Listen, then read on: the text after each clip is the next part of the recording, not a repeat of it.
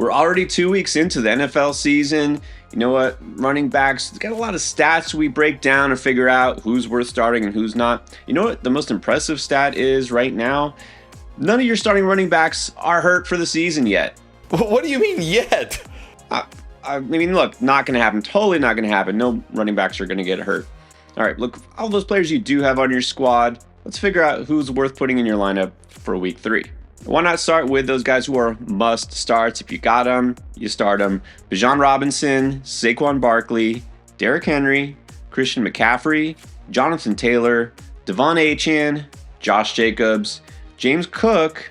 Do you want to get advice from Pierre and myself at the tip of your fingertips? Start sit, waiver wire, trades, and more? Well, you can do all of this and more on our new app, Draft Lane. We have the ability to view your roster, waivers, and more to give you the right feedback to make the perfect choice. Download Draft Lane from the App Store or Google Play, or use these handy QR codes. And first-time users can use code ENDGAME to get 10 free credits and get your questions answered today. The first game of week 3 is going to be on Thursday night. We've got the Dolphins taking on the Bills in Buffalo. And so, yeah, we've moved James Cook into must-start territory, not just based on how he started the season, but he's getting that Dolphins defense. And Achane, despite the way the Dolphins have started, is still a must-start. So that leaves Ray Davis. I mean, he did get 9 carries last week, just didn't do a whole lot with him. No, I didn't do a whole lot with him, and that touchdown regression everybody is banking on from James Cook this year has not hit yet, so I don't think you can start Ray Davis. Right, and it, kind of goes without saying, if you have a must-start running back, the guy behind him, probably not fancy relevant. I will say maybe he gets some run because I do feel like the Bills will be ahead quite a bit in this game, but still, you don't need Ray Davis in week 3. All right, now an interesting game here. Got the Bengals and the Vikings. It looks like we got a battle of backup quarterbacks. So what does this mean for the running game on both sides? And oh yeah, we do actually have an injured running back. I don't know how much you were counting on Aaron Jones, but let's start with Chase Brown. Chase Brown, you'd think that not having Joe Burrow would hurt him and maybe the whole offense. Could it possibly help him? I can't say it helps him because obviously we want running backs in elite offenses. But we've seen Jake Browning a couple years ago when he stepped in. The offense wasn't as good, of course, but it was still good enough. Chase Brown is getting so much volume here, and the Vikings just got run all over by the Falcons, Bijan Robinson, and Tyler Algier. I think Chase Brown still has to be a strong start. Yeah, it's hard to say that it would help him because he doesn't need any help. But, typically we see when you got a quarterback who is a backup, even though he's somewhat experienced for backup, more short passes, more dump offs to running backs. Chase Brown, he thrives on volume. I think the volume could take a slight uptick, but it doesn't matter. He's a strong start anyways. Look, we do our pick'ems on underdog every week, and we don't normally take the touchdowns, but in this case, I feel good enough. Let's do it. Let's go higher. Chase Brown scoring a touchdown this week. I mean, he's going to be the guy they lean on in this offense. You can take that pick. You should also take the gimme that they give you for signing up for the very first time. If you're new to Underdog, use promo code ENDGAME. You get a gimme pick. You play $5, you get $50 in bonus funds on top of the deposit match you get for using our code. It's the perfect time to sign up for the first time on Underdog. All right, now that Vikings backfield, Aaron Jones, hamstring injury late on Sunday night. So if he comes back, he does play, is he worth starting? And if he doesn't, then where does that put Jordan Mason? I think you got to feel pretty good about Jordan Mason this week against this Bengals defense with Aaron Jones. Iffy to play, and then if he does play, how effective is he going to be? How many snaps is he going to see here? We could see Jordan Mason be the workhorse running back against the Bengals. I can't get too excited about this Vikings offense because it's going to be Carson Wentz, but volume and the fact that he's going to get all the touches should at least make him solid. Yeah, even though the touch distribution is pretty equal before that injury overall, first 2 games, Mason has definitely been the better runner. Yeah, even if Aaron Jones plays, I think we can sit this one out. And Jordan Mason, like you said, that Bengals defense, not too scary. I think he is a solid start. I don't think we can put him up to strong even if Jones is completely ruled out, though. Texans going to take on the Jaguars this week. All right, so these are 2 very different backfields. One of them led by the veteran and pretty much only Nick Chubb. All right, let's start there. Once again, not exactly a great output on Monday Night Football, though he did get in the end zone at least. Yeah, look, he did have that 25-yard touchdown run, but he still finished the game with only 43 yards, and the Jags have actually been pretty good against the run this year. This is touchdown or bust. I'm not doing it. Yeah, look, I know you don't feel great about Chubb. He's kind of already validated everything we said about him in the offseason and not drafting him or picking him up. But that said, he's really the only running back getting touches of note here. Not because of the touchdown, but because he's got the volume. It's not a terrible matchup. He's at least worth a flex. And now this kind of new look Jags backfield. Etienne's still the guy, but all of a sudden Blashall Tootin is looking like he could be a guy too. Do we see maybe a little shift in terms of usage or not? We might, but I'm not going to back way off of Travis Etienne because I think Tootin might get a little more involved. Because again, I think it's just going to be a little more involved, if anything. And if week 2 taught us anything, it's that sometimes rookies look like they're on the way up and then they crash back down. So I think Travis Etienne this week, he's going to be solid for me, but he's going to be the lower end of the solid tier for me because despite how the Bucs, actually had some success running against this Texans defense, this is still a good Texans defense. And I do worry we might see a little more Tootin than we'd like. And then Tootin just a flex here, like a desperation flex. Maybe he could do what he did on Sunday, catch a screen, score. But if he doesn't, probably going to wish he didn't start him. Yeah, exactly. There's the Tootin truthers and the dynasty owners and all those people who want the rookie takeover. It's not happening anytime real soon. But he is still a flex option, agreed, because, man, you saw that explosiveness. He could house one at any point, but you still need touches. And Etienne, if it were a better matchup, I could bump him up a little bit higher, but the Texans are a pretty decent front there, so let's keep him solid. All right, now we got the Colts at the Titans. You're starting JT. He's getting all the run there. That week 1 DJ Giddens thing was just a fluke. It was just basically because it was a blowout. All right, so don't worry about that. But Tony Pollard's the only guy getting run in Tennessee, so how good do you feel about him? Well, this is a great matchup against the Colts. They're allowing over 5 yards per carry, and like you said, Tony Pollard's getting all the carries. The only downside here is Cam Ward will not check it down to Tony Pollard. Maybe he gets a catch or two, but that is it. So because it's a good matchup, though, and he could score, I'm just going to say solid. I wish he caught more passes, but probably not going to happen with Cam Ward, unfortunately.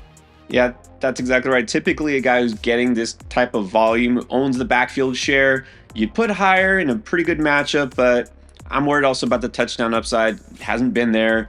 It's going to take time here. He's a solid start, but more of a floor play again. Raiders at the Commanders. Hey, another battle of the rookie running backs. Are these guys going to actually get going this week? Let's see. All right, so we already know about the unfortunate injury to Austin Eckler. Is it finally Bill's backfield? In other words, are they actually going to give the ball to Ja'Cory Crosby-Merritt? You feel like they have to, right? Come on, you got to give him the ball now. But I still have my worries if they will here. I'm going to say he's solid, but low end solid, because what if they still find a way not to give him the ball? But they got to give him the ball more, right? One would imagine. We knew the takeover is coming. How can it not happen? Is this going to be one of those things where they bring Chris Rodriguez back off the practice squad and he's the lead runner? I wouldn't be surprised. Okay, solid. I think he's got to be solid. We've seen he's got the juice. He's got the opportunity. All right, look, it doesn't matter how high he was drafted. Real life fantasy, we cannot call Ashton Genty a must start. Barely scraping together 100 total yards after 2 games. Is it going to get better, or is this going to be a longer process than we thought? I think at this point we got to assume it's going to be a longer process than we thought. Sometimes rookies don't just come out of the gate and are just dominant right off the bat. But the Commanders, they did do a good job against Josh Jacobs last week. He had a lot of carries, but he didn't rack up a lot of yards here. I don't feel great about Genty, but at the same time, he's the workhorse running back here. He does catch a few passes. I still think he's got to be solid. Well, here's the one thing. He hasn't had a breakaway run yet, right? He hasn't had an explosive run. He hasn't had touchdown. He hasn't done much of anything, let's face it. But it's going to come. I'm not saying it's going to come this week, but it's just so hard to sit a guy you know is going to be the workhorse.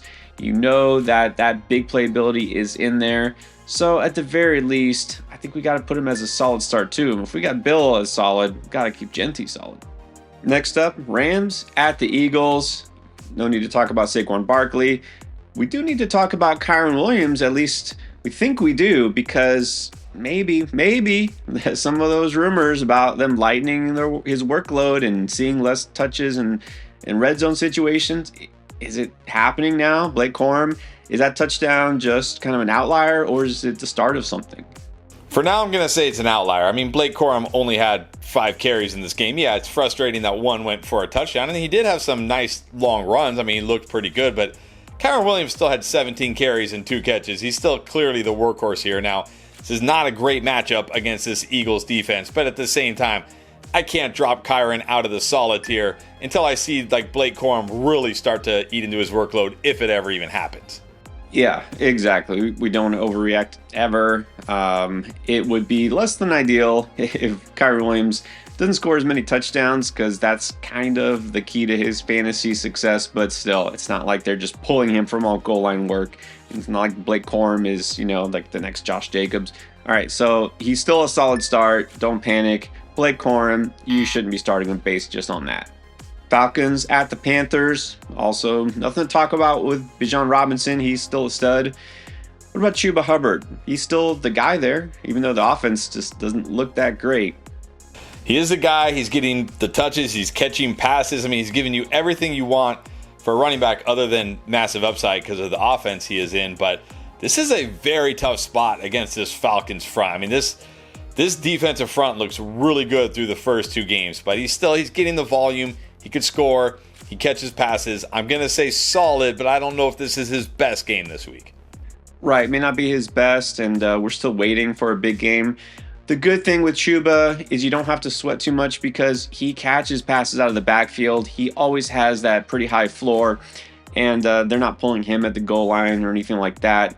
So I think that one random Rico Dalla goal line carry was just a gimmicky play they were trying to run. Don't worry about it. Chuba, not the most exciting, but still pretty safe, solid.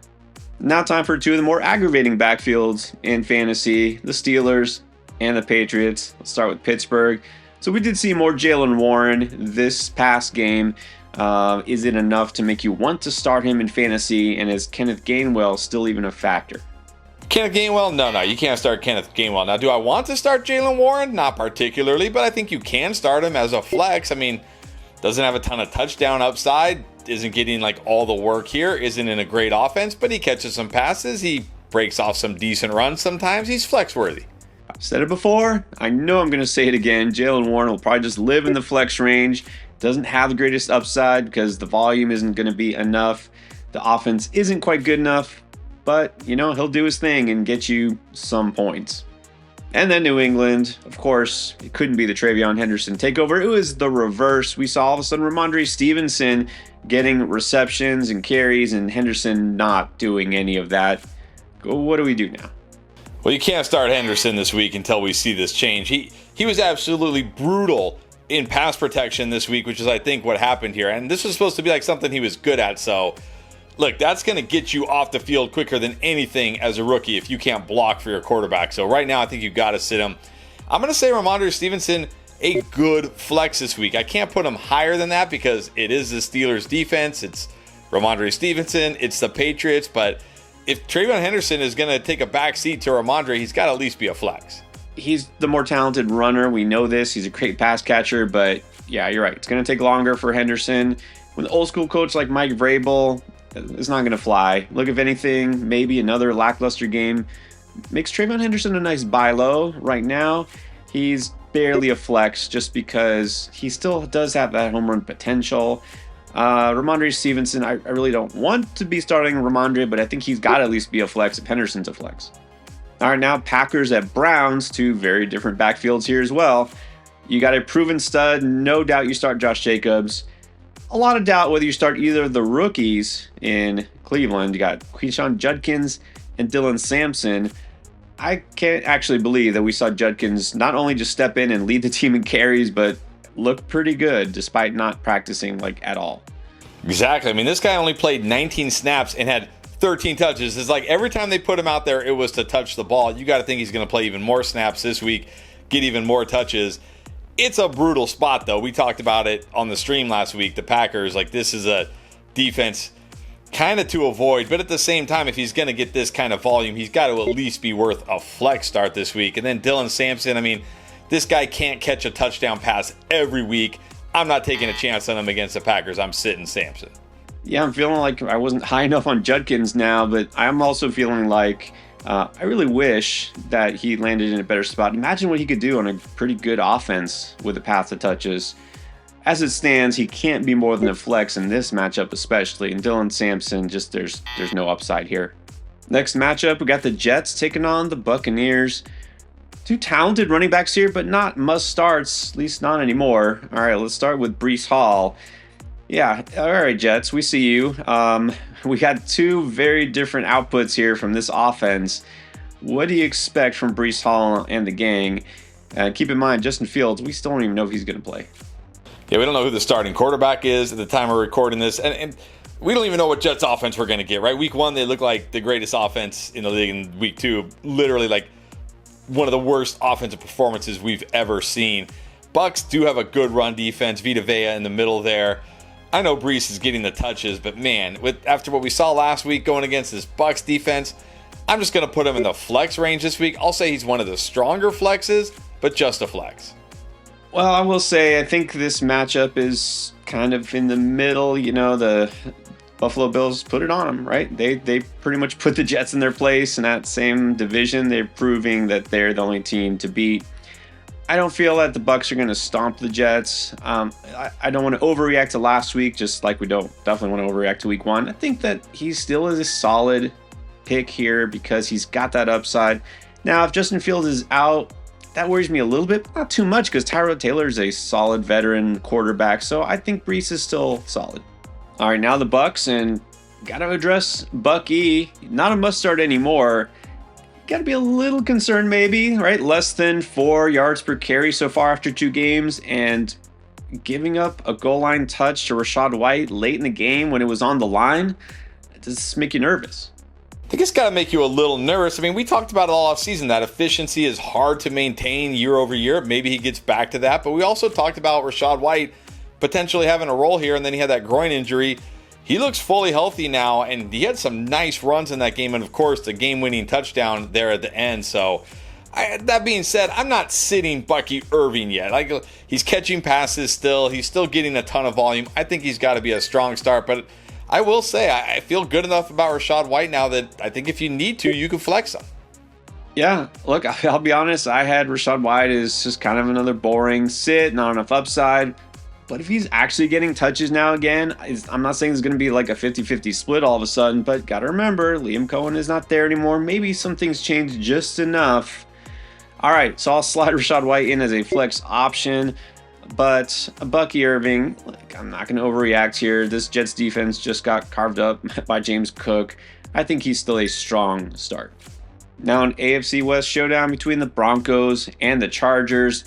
Well, on the Broncos side, former Charger, J.K. Dobbins, kind of looks like he's taken over the backfield again, but do we ever really know with Sean Payton?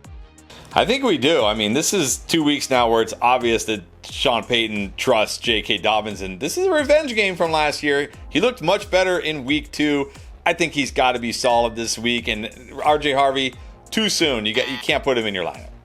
Exactly, and this is pretty much what I expected, right? Early season, we'll see Dobbins. Mid-season, thereabouts, we'll start to see more Harvey. So right now, Harvey is just a sit. I mean, he's just not getting enough touches. Encouraged by Dobbins, 4.6 yards per carry so far, a touchdown in each game, but you can't go too crazy because keep in mind, only 3 catches total, kind of a limited ceiling, so he's solid. Now the Chargers also have a 1-2 punch, vet rookie, Najee, Hampton. Both were pretty rough on Monday against the Raiders. I mean, come on, they've got to be better, right? I mean, both have been pretty rough all year. I mean, obviously, Najee barely played week 1, but, I mean, Hampton was pretty rough in that game against, and we said, oh, well, it's the Chiefs. It's a good defense, but, I mean, what's the excuse now? Like, he didn't even really have many more touches than Najee Harris on Monday night. Najee Harris at least had like 20 receiving yards in this game. I'm getting very nervous here for Omari and Hampton. I don't know if I want to start either of these guys. This isn't like the Broncos aren't a shutdown run defense, but I'm just worried about this situation, honestly. I think I'm just going to stay away this week. I wouldn't blame you for staying away. I mean, Najee, I still think there's just not enough there. I don't like the fact he's already eating into Hampton's touches, but I feel like Hampton is still the number 1 guy here. I think he's at least worth a flex. He's got that breakaway ability as well. Kind of like we talked about all these rookies. Like we're just waiting for it to happen, right? I know it's going to take some time, but, the Broncos a little tougher against the pass than the run. Maybe the Chargers actually have to establish the run in this game. Najee, though, it can sit. Saints at the Seahawks. All right, so this is something we were waiting to see exactly how it shook out in Seattle, but also, what about Alvin Kamara in New Orleans? They're actually going to use him. Yeah, they used him almost 100-yard game on the ground. Is this what you were waiting to see? Yes, this was much better usage this week, and he caught 6 passes, so definitely makes me feel better about him. But this is a tough Seahawks defense. I can't feel great going into Seattle here. I'm going to say solid start this week because the volume is there, but he's going to be like lower end of the solid starts for me. Yeah, definitely solid. And like you said, if it wasn't as tough of a spot for him, would feel much better. And not just because of the 99 yards on the ground, but because they actually targeted him 6 times. So yeah, definitely good to see that he's going to be used here. I don't know if we're going to see a lot more in terms of reception output because they're just passing, they're slinging it, letting Rattler sling it. But yeah, a very high floor again. All right, so what happened in Seattle? Well, it's kind of a mixed bag here because Kenneth Walker, clearly the better back in terms of production. And on the other hand, it was still kind of a weird backfield split. I'm not really sure if this makes me feel significantly better about Walker or not. It's so weird watching that game. It's like every time they tried to run that outside zone with Zach Charbonnet, the dude lost yards. The dude literally had 15 carries for 10 yards. Who else gives a guy 15 carries when he's doing absolutely nothing? I don't know what is going on here, but I gotta believe that Kenneth Walker looked so good in that game. They have to give him more touches this week, right? They have to. And this is a great matchup against the Saints. I'm gonna say Kenneth Walker is solid. I'll say you can flex Charbonnet because if they're gonna give him this kind of usage against the Saints, he's got to be better than he was last week. That was atrocious, but risky flex here because I do think we're going to see more Walker this week. We should see more Walker. I mean, that's the thing. I feel like we should have been seeing more Walker already. Got to wonder if maybe they're bringing him along a little slowly because remember he had a foot issue in the preseason. But man, based on last week, come on, give him the ball more. But still, until we see it happen, he's just a solid start despite the great matchup.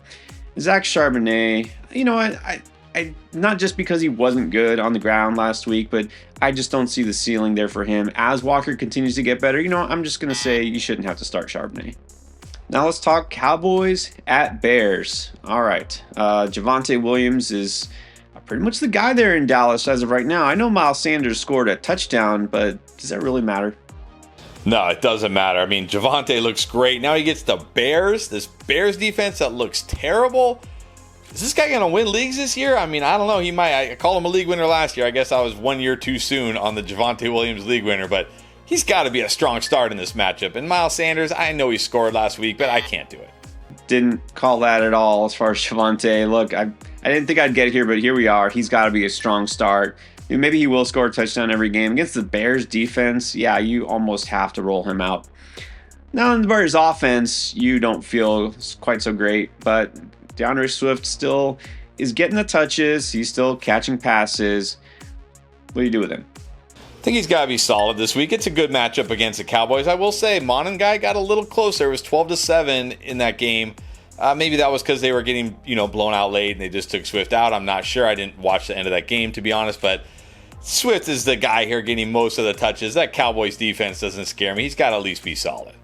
Yeah, with the Mon guy, those touches, it was pretty much all in that garbage time, fourth quarter, kind of like with Giddens and the Colts in week 1. I'm not going to read into that. You shouldn't be starting him anyways. DeAndre Swift, don't feel great about the way he's looked or basically this whole Bears offense yet. But man, the Dallas Cowboys defense is not great. So I think he is still at least a solid choice. Cardinals at the Niners. Keep firing up CMC. What about James Conner and his backfield mate, Trey Benson? Got to be getting nervous here if you've got James Conner in fantasy. I mean, we saw Trey Benson basically, he's getting all the passing down work now. The 2-minute drill, like all that's gone from James Conner now. Yes, he scored in back-to-back games, but those were 2 fantastic matchups, the Saints and the Panthers. Now this 49ers defense, I mean, I know they're not the best run defense, but they're significantly better than those. He could score, but if he doesn't, I think you're going to really wish it had started somebody else. So I'm just going to call James Conner a flex this week. Well, oddly enough, I feel a little better about Conner. We saw him get a little bit more in terms of touches compared to Benson. I know on the field, it's still kind of like a 2-1 ratio here. I think Conner will continue to get better. I think they're going to lean on him more in this game. 49ers haven't exactly stuffed the run the first 2 games, so I think he's still solid. He's the guy with the greater touchdown upside. Trey Benson, yeah, not enough yet here. Not enough meat on the bone. You can sit him. All right, now it's the Chiefs taking on the Giants. It seems like it might be a colossal mismatch, but after last week, maybe it isn't. I don't know. All right, but we have to talk about the run games here. Is there a run game in Kansas City? Yeah, there's a run game. It's Patrick Mahomes. Patrick Mahomes is the running game here. This is a 50-50 split. Like, stop it. No Pacheco, no Kareem Hunt. No. Are they even trying to, quote unquote, establish the run? Do they realize you can hand the ball off sometimes? Like, honestly, you know what? Pat Mahomes has been their best runner, so I guess they know what they're doing. This is very aggravating. I don't quite want to drop Pacheco, but I'm getting there. But I know I'm not starting him, and I'm definitely not starting Kareem Hunt. All right, but now on the Giants side, you might be right. Cam Scatterbo taking over already? I mean, is this what's happening, or do we need to pump the brakes here? Well, as we saw from week 2, we might want to pump the brakes. But, I mean, the second half and overtime of that game, they basically said, all right, Cam, get out there. Like, Tyron Tracy, just stand here and watch from the sidelines. Barely did anything. Tyron Tracy, I'm talking about, barely did anything. That being said, I'm not ready to proclaim like this is Scatterbo's backfield. And even if it is Scatterbo's backfield, this is the Chiefs, one of the best run defenses. You can flex him if you really have to, but he's very, very risky in this matchup. Touchdown or bust. And then Tracy, after what we've seen the first 2 games, no chance. Yeah, it's funny because, again, we have to kind of readjust our thinking. You used to say, well, you don't want to start your running back against the Chiefs because they're going to put up so many points, and game script, this team doesn't put up 40-plus points anymore. It's the defense that's good in Kansas City. But because of that, yeah, I think Scatterbo is just a flex. Tyron Tracy, let's just keep him on the bench. Then maybe the best game of the week is going to be the final one. Lions at the Ravens. I think we can give King Henry a pass for week 2. You still start him, and yeah, you still start Jahmyr Gibbs. So what about Monty? Monty's is what he is, although I will say this week, I'm going to say solid, but this is not, the Bears like we saw last week. But he can score. He's involved enough. He's in a good offense. Not my favorite solid start this week, but he's solid. Pretty much always solid. Why wouldn't he be this week? Ravens defense doesn't exactly shut teams down. This should be a high-scoring game. So here we go. Monty, once again, solid. All right, there you have it for RB Start Sit. We got you covered at every other position. Everything you need to know to win.